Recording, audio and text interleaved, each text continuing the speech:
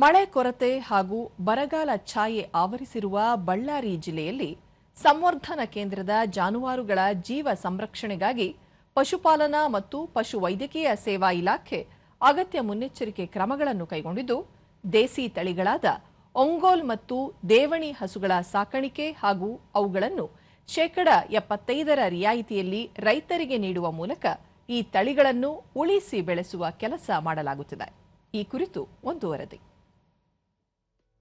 ಬಳ್ಳಾರಿ ಜಿಲ್ಲೆಯ ಸಂಡೂರು ತಾಲೂಕಿನ ಕುರೆಕುಪ್ಪ ಗ್ರಾಮದ ಬಳಿ ಜಾನುವಾರು ಸಂವರ್ಧನಾ ಮತ್ತು ತರಬೇತಿ ಕೇಂದ್ರ 1948ರಿಂದ ಕಾರ್ಯನಿರ್ವಹಿಸುತ್ತಿದ್ದು, ಇಲ್ಲಿ ರೈತರಿಗೆ ಅನುಕೂಲವಾಗುವ ನಿಟ್ಟಿನಲ್ಲಿ ಕುರಿ, ಕೋಳಿ, ಮೊಲ ಸಾಕಾಣಿಕೆ ಹಾಗೂ ಜಾನುವಾರುಗಳ ಸಂವರ್ಧನೆ ಕೆಲಸ ನಡೆಯುತ್ತಿದೆ. ಅದರಲ್ಲೂ ದೇಸಿ ಜಾನುವಾರು ತಳಿಗಳಾದ ಒಂಗೋಲ್ ಮತ್ತು ದೇವಣಿ ತಳಿಗಳನ್ನು ಸಾಕುತ್ತಿದ್ದು, ಅವುಗಳನ್ನು 75% ರಿಯಾಯಿತಿ ದರದಲ್ಲಿ ಕರುಗಳನ್ನು ರೈತರಿಗೆ ನೀಡುವ ಮೂಲಕ ಈ ತಳಿಗಳನ್ನು ಉಳಿಸಲು ಅಗತ್ಯ ಕ್ರಮ ಕೈಗೊಂಡಿದೆ. ಜೊತೆಗೆ 8 ಎಕರೆ ಪ್ರದೇಶದಲ್ಲಿ ಹಸಿರು ಮೇವು ಉತ್ಪಾದನೆಗೂ ಒತ್ತು ನೀಡಲಾಗಿದೆ.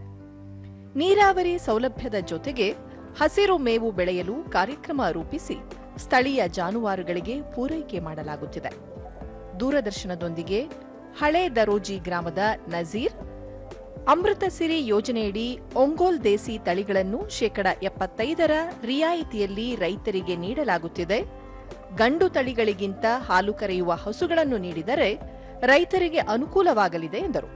ಅಮೃತಸಿರಿ ಯೋಜನೆ ಅಡಿಯಲ್ಲಿ ನಮಗೆ ಒಂದು ಒಂಗೋಲ್ ತಳಿಯ ಆಕಳುಗಳನ್ನು 75% ಸಬ್ಸಿಡಿ ರೂಪದಲ್ಲಿ ಆಕಳುಗಳನ್ನು ಕೊಟ್ಟಿರ್ತಾರೆ. ನಮಗೆ ಆಕಳು ತಂದಾಗಲಿಂದ ಚೆನ್ನಾಗೇನು ಇದೆ ಆಕಳೇನು, ಆದರೆ ಆ ಹಾಲು ಉತ್ಪಾದನೆಗಾಗಿ ಅಲ್ಲದು. ಅದರಿಂದ ಬರ್ತಕ್ಕಂಥ ಊರುಗಳಿಗೆ ಚೆನ್ನಾಗಿ ರೈತರಿಗೆ ಭಾಳ ಒಳ್ಳೆಯದಾಗ್ತಾಯಿದೆ. ಹಾಗಾಗಿ ಇನ್ನು ಮುಂದೆ ಬರ್ತಕ್ಕಂಥ ದಿನಗಳಲ್ಲಿ ಇನ್ನು ಹಾಲು ಉತ್ಪಾದನೆ ಮಾಡ್ತಕ್ಕಂಥ ಆಕಳುಗಳು ಕೊಟ್ಟರೆ ಚೆನ್ನಾಗಿರುತ್ತೆ ಅಂತಂದೇಳಿ ನಾನು ಈ ಮುಖಾಂತರ ಅಧಿಕಾರಿಗಳನ್ನು ಕೇಳ್ಕೊಂತೇನೆ.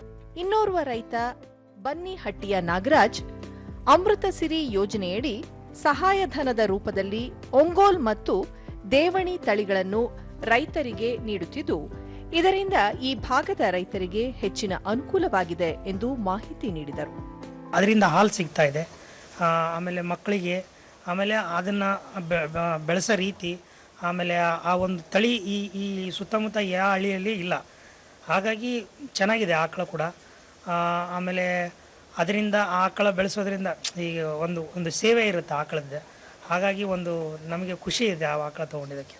ಜಾನುವಾರು ಸಂವರ್ಧನಾ ಮತ್ತು ತರಬೇತಿ ಕೇಂದ್ರದ ಉಪನಿರ್ದೇಶಕ ಡಾ ಶಿವಕುಮಾರ ಜ್ಯೋತಿ, ಸಂವರ್ಧನಾ ಕೇಂದ್ರದಲ್ಲಿ ಹಸಿರು ಮೇವು ಬೆಳೆಯುವ ಜೊತೆಗೆ ದೇಸಿ ತಳಿಗಳನ್ನು ಅಭಿವೃದ್ಧಿಪಡಿಸಿ ರೈತರಿಗೆ ರಿಯಾಯಿತಿ ದರದಲ್ಲಿ ನೀಡಲಾಗುತ್ತಿದೆ. ಇದುವರೆಗೂ 19 ದೇವಣಿ ಮತ್ತು 19 ಒಂಗೋಲ್ ತಳಿಗಳನ್ನು ಅಮೃತಸಿರಿ ಯೋಜನೆಯಡಿ ಹಾಗೂ ಅಮೃತ ಧಾರೆ ಯೋಜನೆಯಡಿ 10 ಗಂಡು ಕರುಗಳನ್ನು ರೈತರಿಗೆ ವಿತರಿಸಲಾಗಿದೆ.